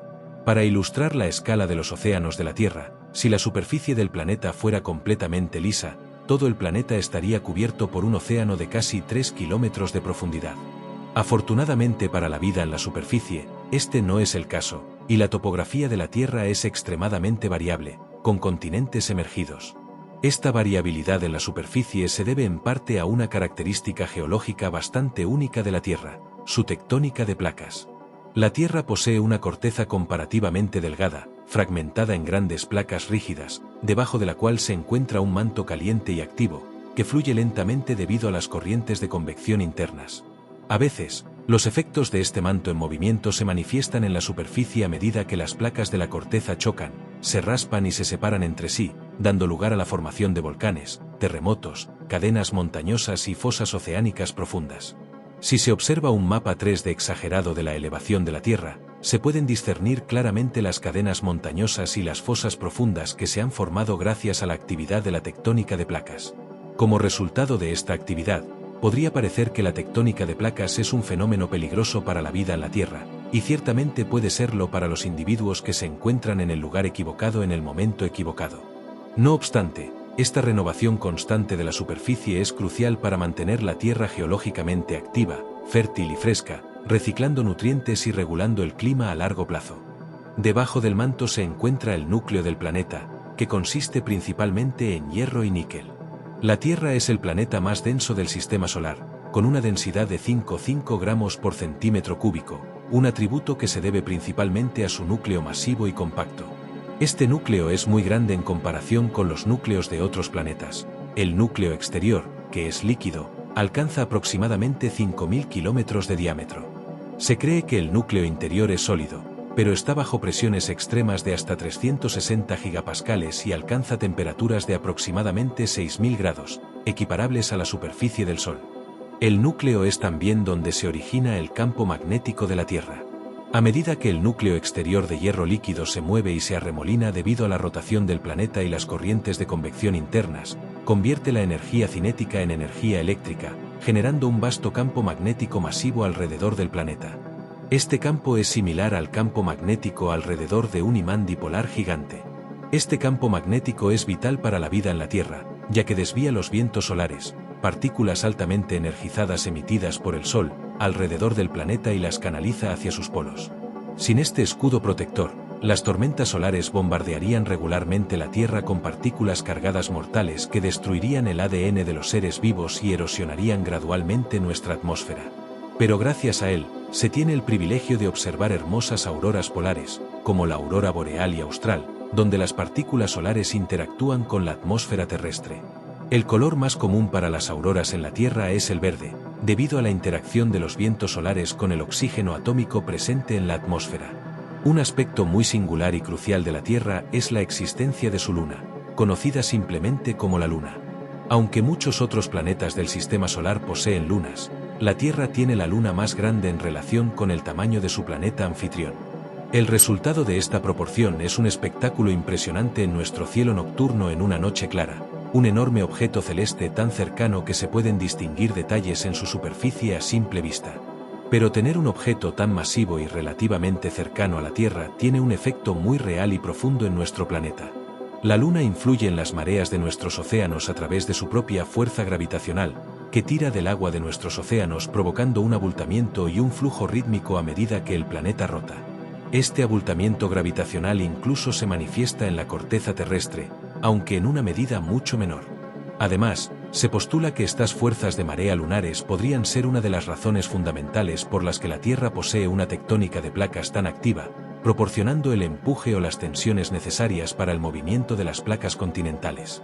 Tras considerar todos los factores explorados, resulta asombroso reflexionar sobre cuántos elementos tuvieron que alinearse de manera precisa para que la vida se formara y se desarrollara en la Tierra. Pero como resultado de la armoniosa alineación de todos estos factores, la humanidad es ahora parte de una especie con una población de más de 8.000 millones de individuos, una especie con la inteligencia para cuestionar su propia existencia y encontrar su lugar en este vasto universo. Además, resulta asombroso contemplar la belleza de este planeta. Gracias a la exploración espacial, se obtiene una vista de nuestro hogar que las personas solo habrían soñado hace apenas un siglo. La interrogante persiste. ¿Algún otro lugar en el espacio será tan hermoso y acogedor como este, nuestro planeta natal? Gracias por acompañarnos. Si este análisis ha sido de su interés, se invita a dar un me gusta y a suscribirse a Materia Oscura para no perderse futuras exploraciones sobre el universo y sus misterios. Hasta la próxima.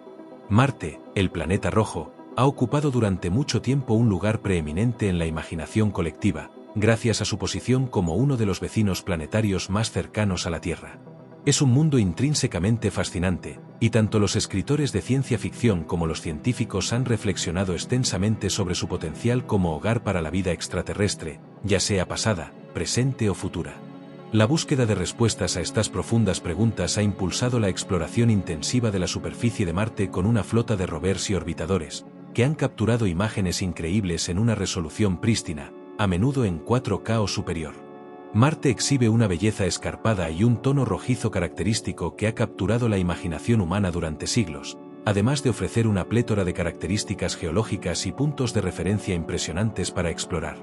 ¿Cómo sería la experiencia de caminar sobre la superficie de Marte? ¿Qué elementos serían visibles para un explorador?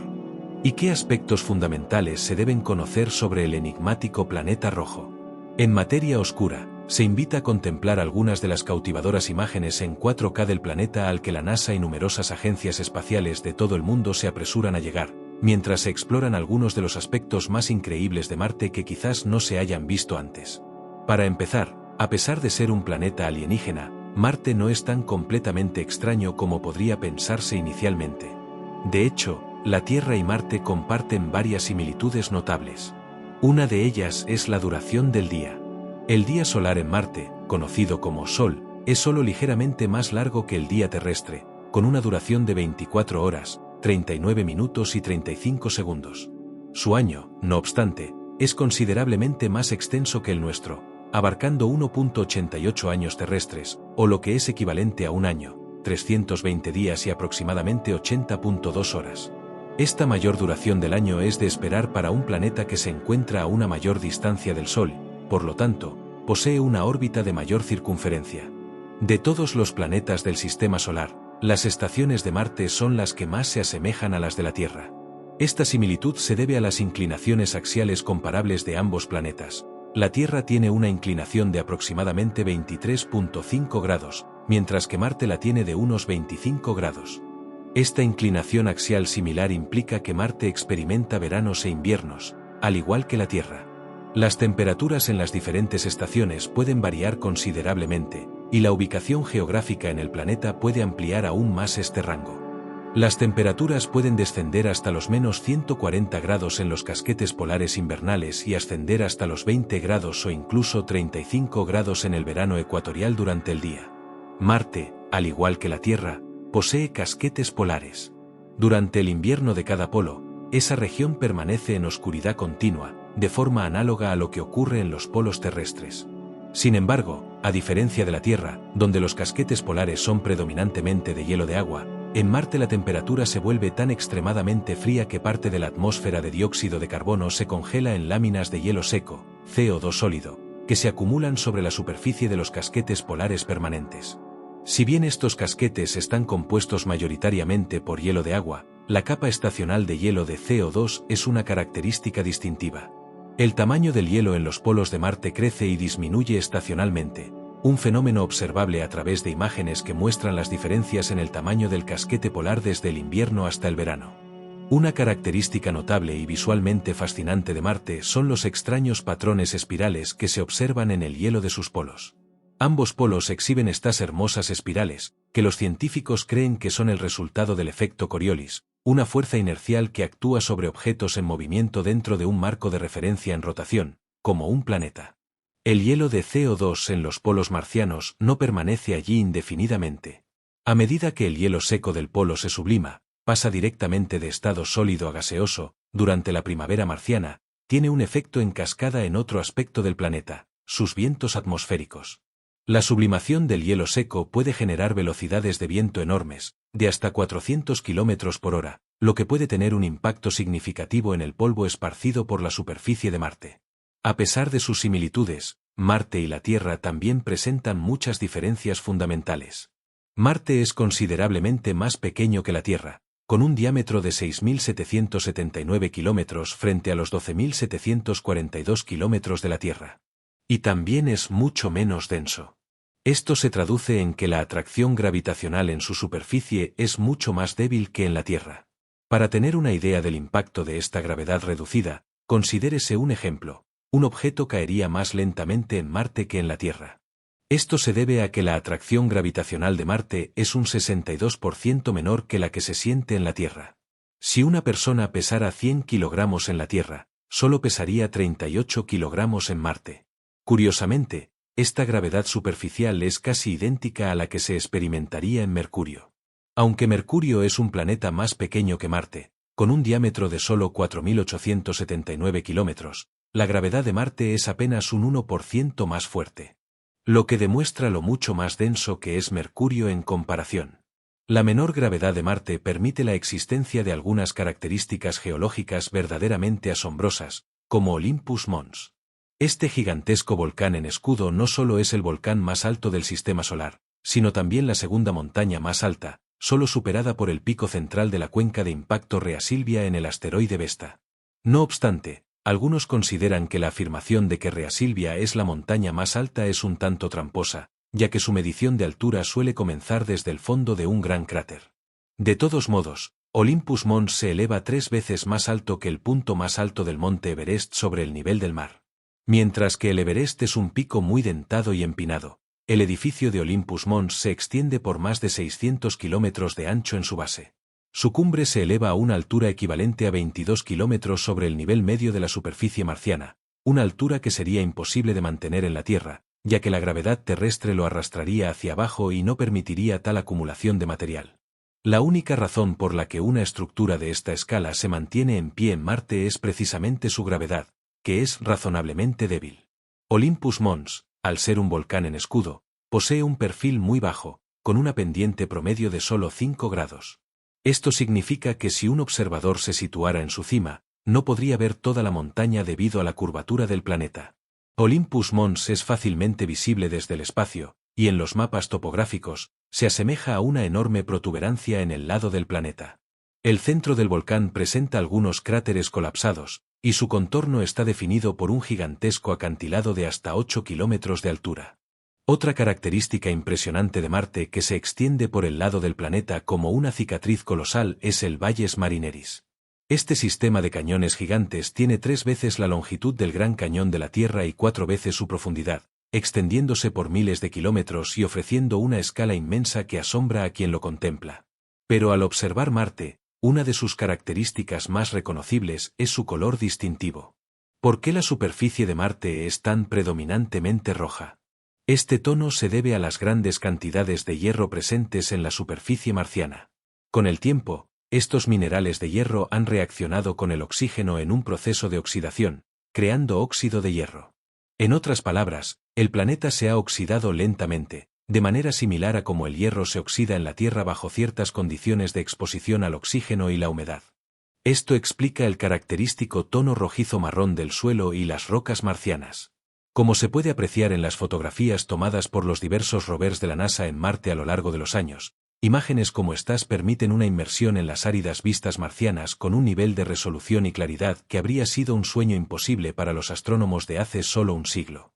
Gracias a misiones icónicas como Viking 1 y 2, Spirit, Opportunity y Perseverance, es posible contemplar las vastas extensiones desoladas de Marte como si estuvieran justo delante de los ojos del observador. Después de ver algunas de estas imágenes, podría surgir la tentación de pensar que el planeta rojo es un mundo inerte y muerto. Sin embargo, la realidad está lejos de ser así. Marte es un planeta geológicamente y atmosféricamente muy activo, con numerosos fenómenos dinámicos sucediendo en su superficie. Por ejemplo, en 2008, un orbitador que pasaba sobre Marte capturó en cámara una impresionante avalancha. Las imágenes revelaron una gran cantidad de polvo levantado por el material deslizado, lo que permitió a los científicos analizar el evento. La imagen mostraba dunas de hasta 700 metros de altura, y la nube de polvo resultante se extendía unos 4 metros de ancho, indicando la considerable escala del fenómeno.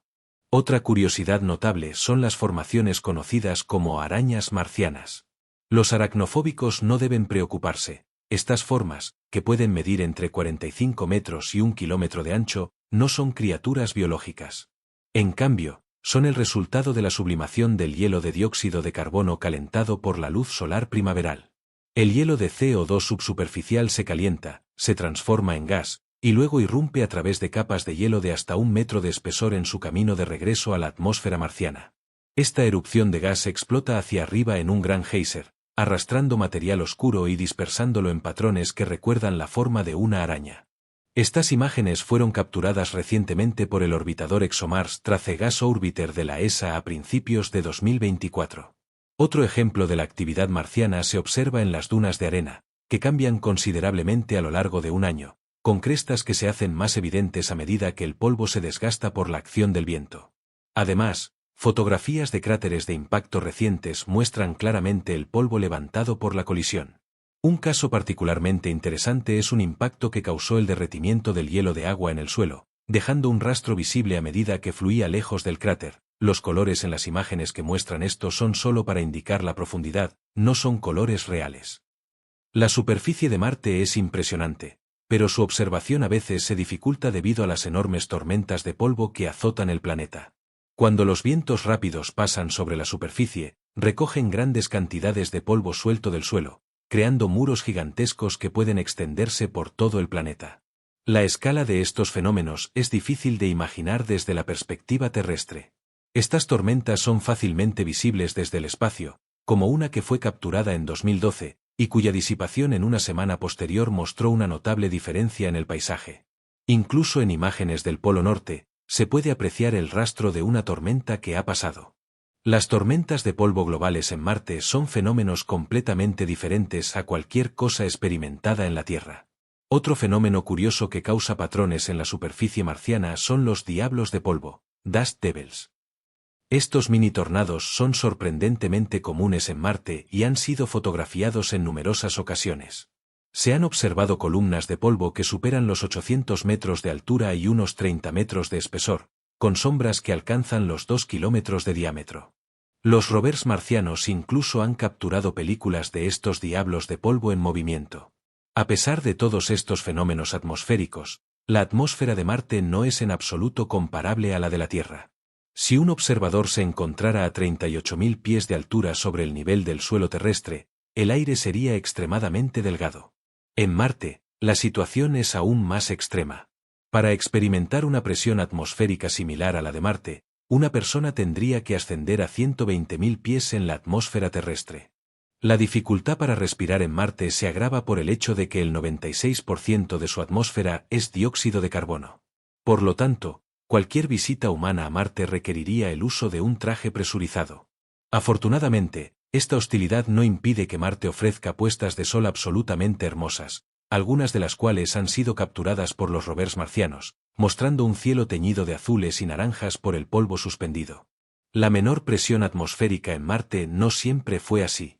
La presencia de lechos de ríos secos en su superficie demuestra que la atmósfera de Marte fue una vez lo suficientemente densa como para retener el calor y la presión necesarios para que el agua líquida fluyera en su superficie. La pregunta clave es, ¿a dónde fue esa atmósfera? Los científicos creen que la magnetosfera de Marte, o la falta de ella, es la culpable. Se postula que Marte perdió su magnetosfera hace aproximadamente 4.000 millones de años. Esta ausencia de un campo magnético protector permitió que los vientos solares arrancaran átomos de la atmósfera superior del planeta durante todo ese tiempo, despojándola lentamente. Algunos orbitadores de Marte han detectado estas partículas atmosféricas ionizadas que se arrastran por el espacio detrás del planeta, formando una cola de gas que se pierde en el espacio interplanetario, evidenciando el escape atmosférico continuo. Para finalizar esta exploración de Marte, es fundamental considerar sus dos lunas. Marte tiene dos satélites naturales conocidos, Phobos y Deimos, que son pequeños y de forma irregular, lo que sugiere que podrían ser asteroides capturados. En comparación con nuestra propia Luna, que es un cuerpo celeste significativo, las lunas marcianas son diminutas.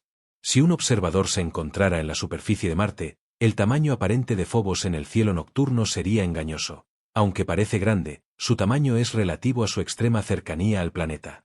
Phobos orbita a solo 6.000 kilómetros de Marte, una distancia equivalente a la que separa Londres de Nueva York.